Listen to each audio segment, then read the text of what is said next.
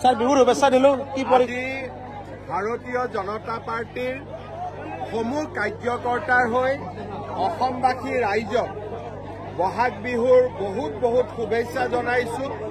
আমি ভাৰতীয় জনতা পাৰ্টিৰ কাৰ্যকৰ্তাসকলে অসমবাসী ৰাইজৰ পৰা আশীৰ্বাদ বিচাৰিছো আৰু বিশেষকৈ আমাৰ বয়োজ্যেষ্ঠসকলৰ পৰা আশীৰ্বাদ আৰু অনুজসকলৰ পৰা শুভকামনা, আই মাতৃসকলৰ পৰা মৰম আৰু শুভেচ্ছা বিচাৰিছো, যাতে নতুন বছৰটোত আমি অফুৰন্ত কৰ্মশক্তিৰে অসমৰ ৰাইজৰ সেৱা কৰিব পাৰোঁ।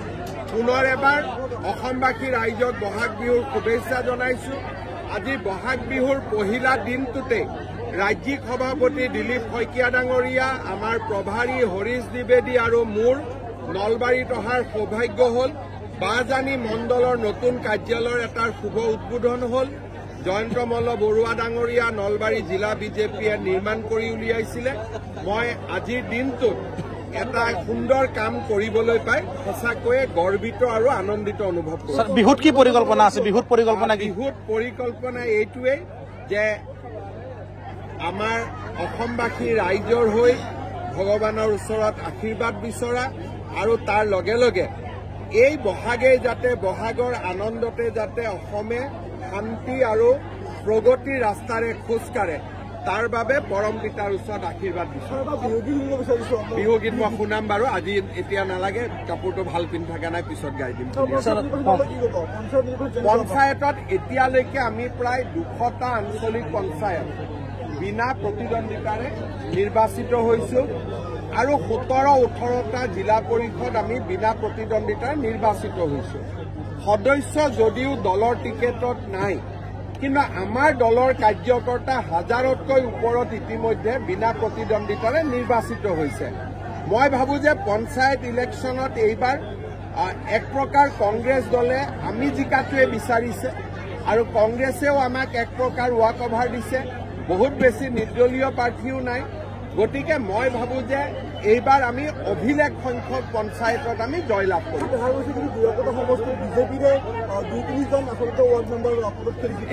এইটো আমি তেওঁলোকক খেলিব দিছো। যিহেতু বিজেপিৰে প্ৰতিদ্বন্দ্বী কংগ্ৰেছ নহয়, বিজেপিৰ ভিতৰতে, গতিকে আমি টিকট দিয়া নাই। ৱাৰ্ড মেম্বাৰ 2-3জন খেলক, খালি এটা খেলুৱৈ সুলভ মনোভাৱেৰে খেলিব লাগে, ইজনে সিজনক সমালোচনা কৰিব নালাগে। এটা যাতে সুন্দৰ উৎসৱমুখৰ পৰিৱেশত তেওঁলোকে ইলেকশ্যনটো এতিয়া ছেমি ফাইনেল নে কোৱাৰ্টাৰ ফাইনেলটো নাজানো। ইয়াৰ পিছত BTR ইলেকশ্যনো আছে, মিচিং ইলেকশ্যনো আছে, আমাৰ সোণোৱাল কছাৰীৰ ইলেকশ্যন আছে। গতিকে কোনটো ছেমি ফাইনেল কোৱাৰ্টাৰ ফাইনেল কোৱা টান, কিন্তু যিয়ে নহওক কোৱাৰ্টাৰ ফাইনেল হলেও আমি জিকিম, ছেমি ফাইনেলতো আমি জিকিম, ফাইনেলতো জিকিম।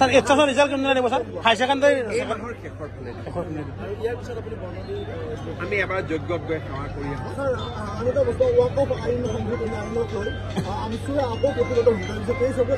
মই আমছুৱে হওক, অসমৰ যিসকলে ৱাক অফ আইনখনক বিৰোধিতা কৰিব বিচাৰে, মই এটা কথাই ক'ম যে উচ্চতম ন্যায়ালয়ত ইয়াৰ গোচৰ চলিছে। কাৰোবাৰ কিবা পক্ষ ৰাখিব আছে, উচ্চতম ন্যায়ালয়ত ৰাখক, কথাটো তাতে ভালকৈ আলোচনা হ'ব। অসমৰ ৰাস্তাত যদি কোনোবাই নামে, ৱাক অফক সমৰ্থন কৰা মানুহো ৰাস্তাত নামি যাব, তেতিয়াতো কাজিয়া পেচালে হ'ব। আমি অসমত কাজিয়া পেচাল নিবিচাৰো। আমছুক মই ক'ম যে ভাই, আপোনালোকে বিৰোধিতা কৰিলে সমৰ্থন কৰা মানুহোতো আছে, গতিকে আমাক সংঘাত নালাগে। আমি ইয়াত ভাতৃত্বমূলকভাৱে সকলো চলি থাকিব লাগে, অসমখন আগুৱাই লৈ যাব লাগে।